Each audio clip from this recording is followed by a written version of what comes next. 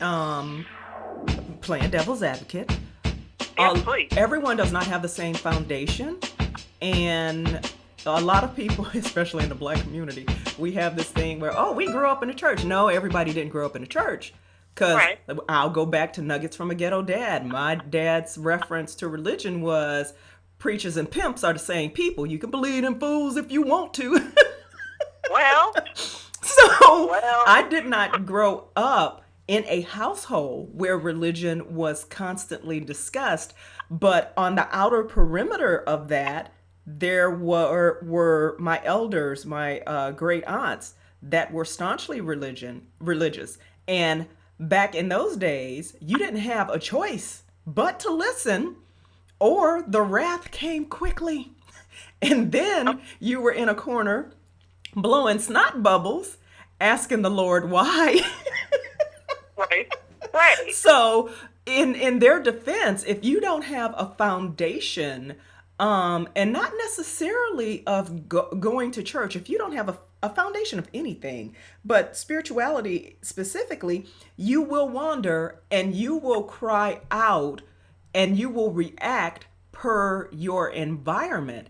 And if your environment has not shown you an example of that, your environment and your neighborhood more than likely morphs into TV, and that's frightening. And now we have the internet and social media, and instead of people genuinely quieting their souls, their spirits, Right. and waiting for an organic response while they do the work, because you can't just sit in a corner waiting for the Lord to show up and do some stuff.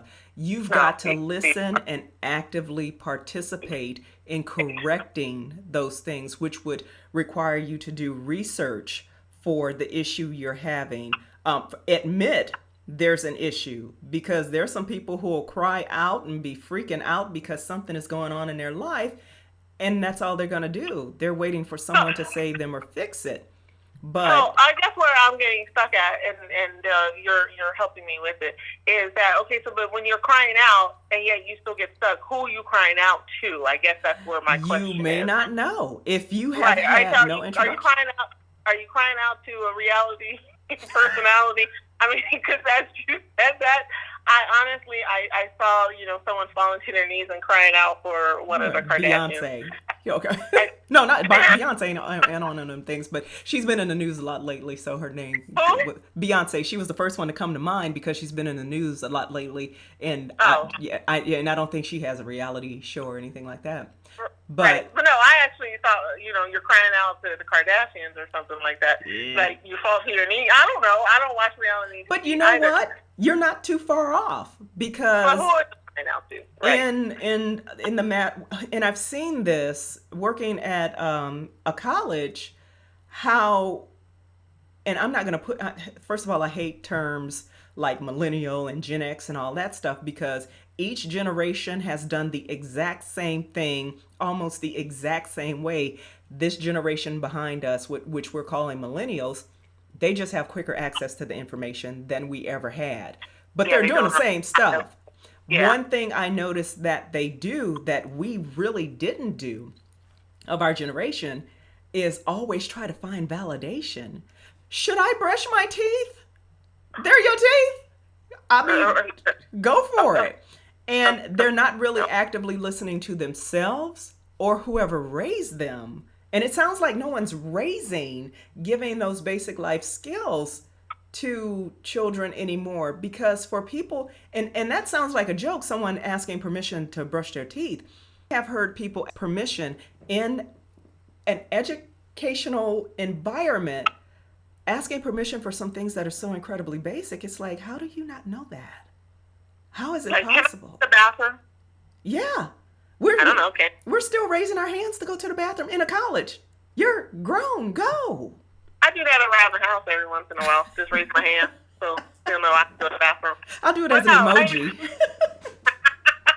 no.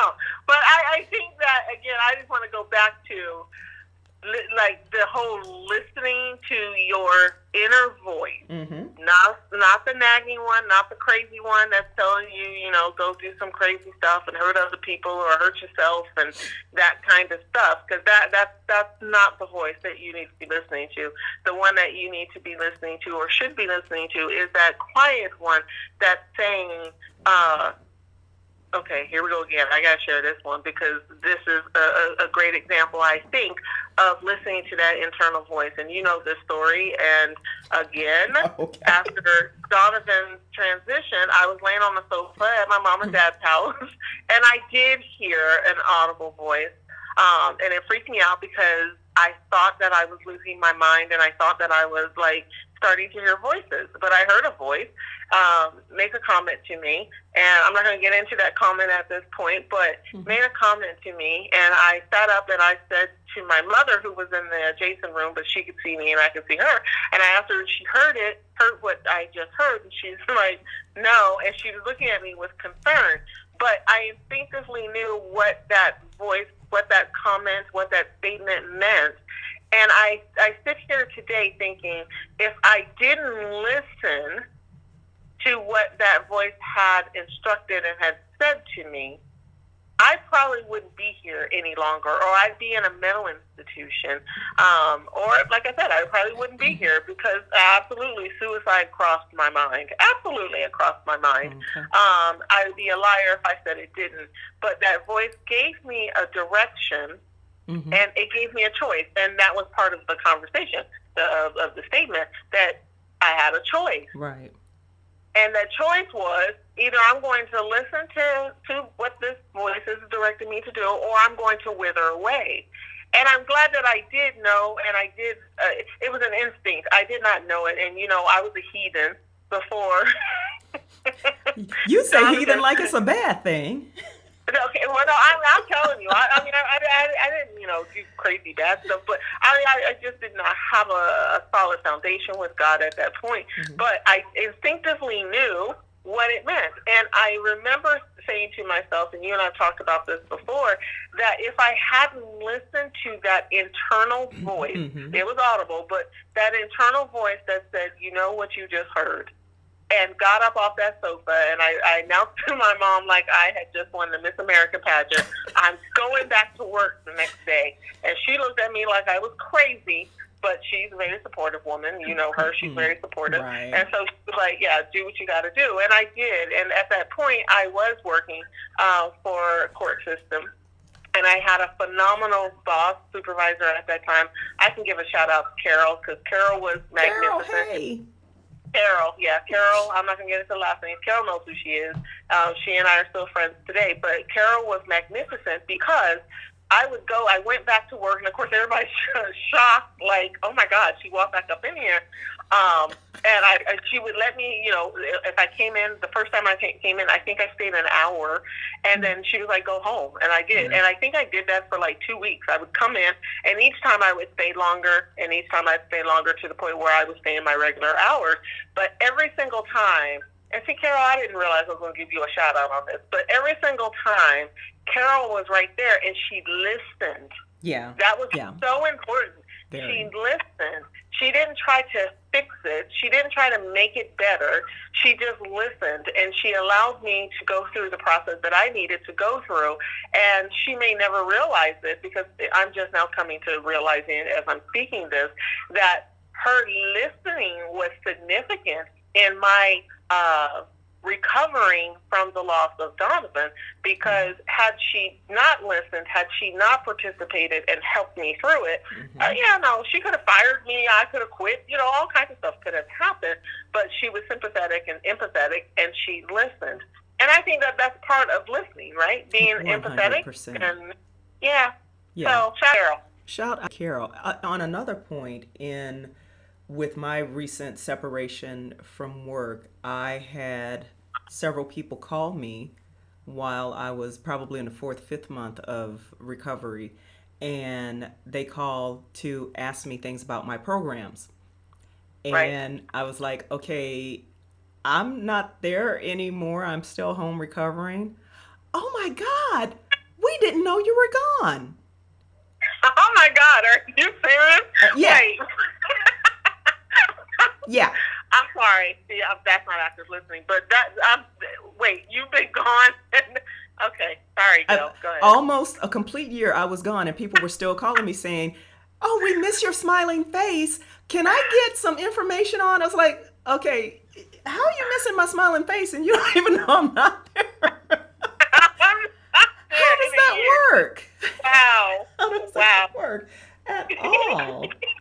Goodness. But one thing I realized that I had, and I think also in regards to becoming an active listener and hearing discussions that you are privy to, and then those side discussions, like when you're in a restaurant and you hear someone at a table. I have a bad habit. If I catch a word of something, I'm normally in someone else's conversation. And in my defense, I used to do gang prevention. So I did a lot of providing of resources to the community. And if I heard something that I had a solution to, I just knee-jerk reaction. Hey, you can go and not everybody's receptive to that. That's not my business. That's not me in my lane.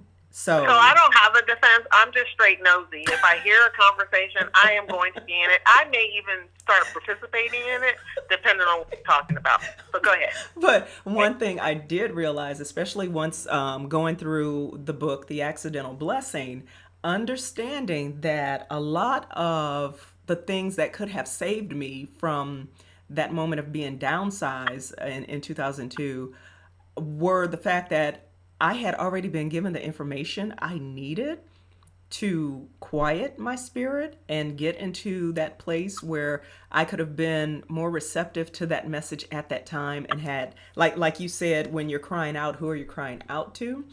Right. If you got the message and you got the information, but you're not processing it right, or you're just in that emotional stage where you can't make sense of it, and your thoughts and everything are muddled. I had gone through, they called it LSI back then. I don't know what the acronym even stands for. But back then, it was a training it was part of a leadership training, and also teaching how to meditate, how to quiet yourself, how to go deeper and understand your conscious, subconscious, superconscious, and all of that. And just to get quiet when things are chaotic around you, you just get quiet. How sad that I was also taught that technique in the military.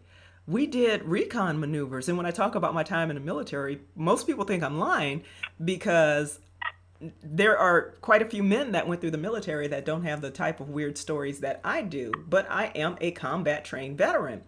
I've slept in foxholes. I have sat in elephant grass in fear of the cobras they told us about. Oh, God. Yeah. You want to talk about getting quiet and listening to some stuff? You do it. You want to talk about, was this in the military, you said? Yes. Yeah, you want to talk about being court-martialed, because I would not be sitting in the elephant grass. But, okay, real quick, the LSI, is that the listening style inventory? That may have been it. Okay, because it's like improving your listening skills. Exactly. Now, I did that in 1997. 1997. I had that training. I don't remember that year. I think I was like 10. Okay, plus. Yeah. Okay. No, I don't remember that. That was the year before